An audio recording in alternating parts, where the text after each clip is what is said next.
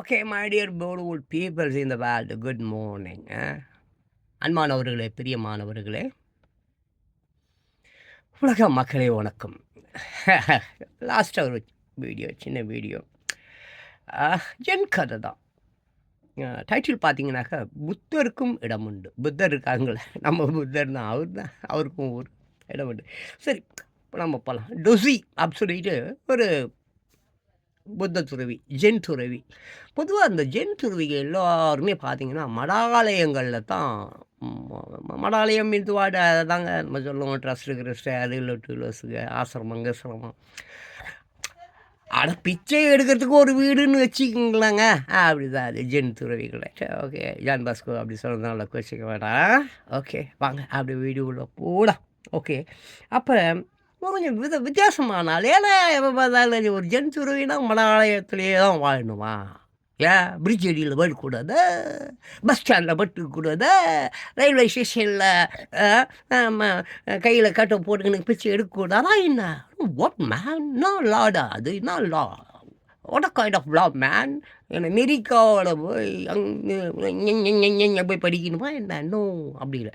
So இவர் என்ன பண்ணுறாரு, அடப்பா அங்கே உட்காந்து பிச்சை எடுக்கிறதுக்கு நிம்மதியாக போய் பிரிட்ஜ் அடியிலே பிச்சை எடுப்போம்னு சொல்லிட்டு அங்கே போயிட்டார்.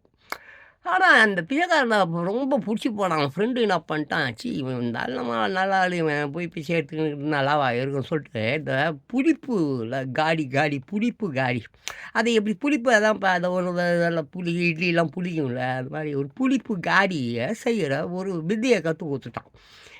இந்த வித்தையை நீ கற்றுக்க, இதை கற்றுக்கினது புளிப்பு காடி, இதை விற்க ஆரம்பி. அப்போ நீ பிச்சை எடுக்க வேணாம், இதை வந்து உங்கள்கிட்டலாம் வந்து வாங்குவாங்க, அப்போ நீ விற்கலாம், அதில் இருக்க ஒரு சாப்பிட்லாம்ல அப்படின்னு சொல்லிட்டு போட்டான். சரி, டொசிக்கும் அது ரொம்ப பிடிச்சிருந்தது, நல்ல விஷயந்தான் பிச்சை எடுக்கிறத காட்டிலும்.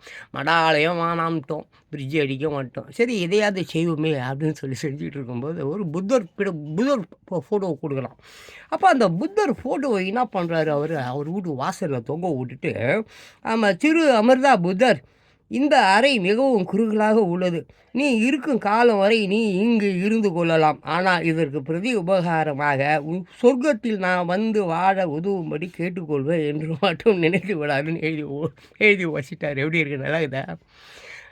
ஆமாங்க, எந்த ஒரு பிச்சைக்கார பயலும் எல்லாருக்கும் எதை வேணால் கொடுக்கலாம். அது புத்தராக இருக்கட்டும், இயேசுவாக இருக்கட்டும், யாருக்கு இருக்கட்டும், எதை வேணால் கொடுப்பான். ஆனால் அதுக்கு பிரதி உபகாரமாக நீ வாழற சொர்க்கத்தில் எனக்கு கொஞ்சம் இடம் கொடுன்னு மாட்டும் எந்த உண்மையான பிச்சைக்காரனும், எந்த உண்மையான ஒரு ஜென் துறவியும், எந்த ஒரு உண்மையானவனும் பிரதி உபகாரமாக எதையுமே எதிர்பார்க்க மாட்டான். எதிர்பார்க்காமல் செய்வது தான்